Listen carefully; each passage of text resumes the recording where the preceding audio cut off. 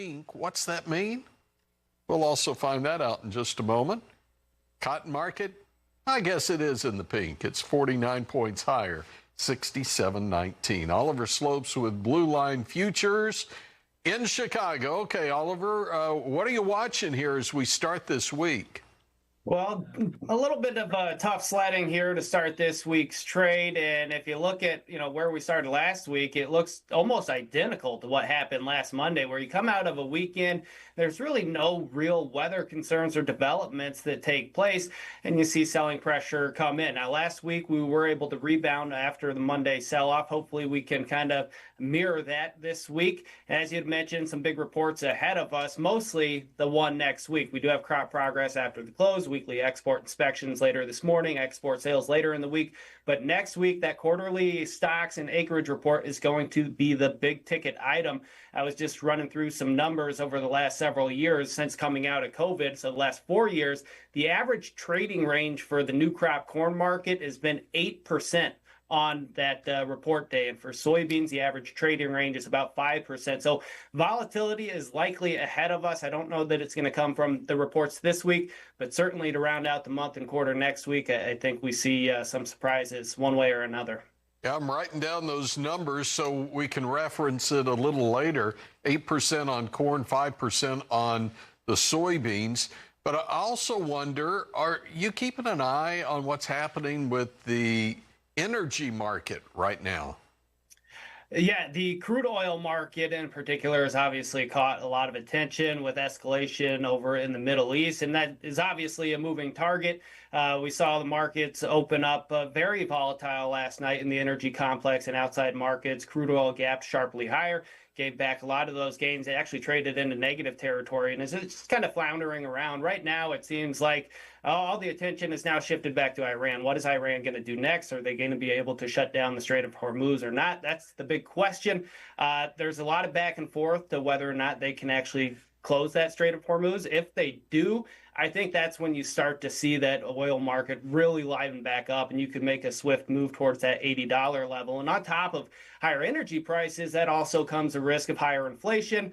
And also, China gets a lot of their crude oil, about 90% from Iran. So if that strait is closed down, then you all of a sudden have some Chinese interests at play as well that could spicing up a lot of these outside markets. All right, let's take a break. Oliver, we'll come back in a moment. We'll pick up something I know you've been watching in the protein sector. Market day report continues in a moment. Higher, yes, 42 higher, front month at 113.20, and the August at 112.60. That's up now 12.5 cents. Oliver Slopes with Blue Line Futures. Were you watching for that cattle on feed? We were watching for the cattle on feed report, and it was largely in line with expectations, so not a lot to write home about there. And you'd mentioned, is the market even trading it? I wish they would bump that report up, because this day and age, when you get the news flow like it is, you come back from a weekend, it's like, oh yeah, we had a cattle on feed report on Friday. Nonetheless, we're kind of chopping around here to start the week. We saw a little bit of a technical breakdown last week, nothing really concerning, but certainly kind of inching closer towards some pivotal points on the chart. 204 to 205 in that August live cattle contract is going to be very significant to keep an eye on. That was old resistance in March and April, a break and close below that. You could start to see some technical selling take place. And then on the upside, trend line support from last week, which we broke below, as I had referenced, is now going to be resistance, so 213 on the upside. A breakout above there neutralizes some of the damage that was done last week, and a break below support could keep things interesting. So needless to say, it's going to be a big week this week, and then obviously the first day next week to round out the month and quarter. We'll see if funds do any position squaring in these cattle markets in which they are heavily long, both live cattle and feeder cattle.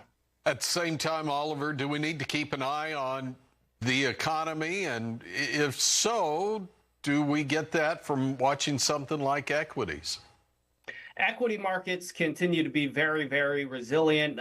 We opened up Sunday night trade in the S&P, NASDAQ, Dow, quite lower on the back of some of those geopolitical headlines, but have rallied back and trading in positive territory. Fundamentally, a lot of these big companies and those indices remain strong and resilient, and I think could potentially continue to work higher. The cattle complex is really interesting, and what the consumer is going to do. The high prices so far really haven't backed off demand, which is encouraging to see. And I think a large reason behind that is the fact that everything is more expensive. So it's a little bit more disguised as it otherwise would be if it was just beef that was more expensive. So these are all moving targets into the back half of the year, which is crazy to say. So it'll be interesting for sure.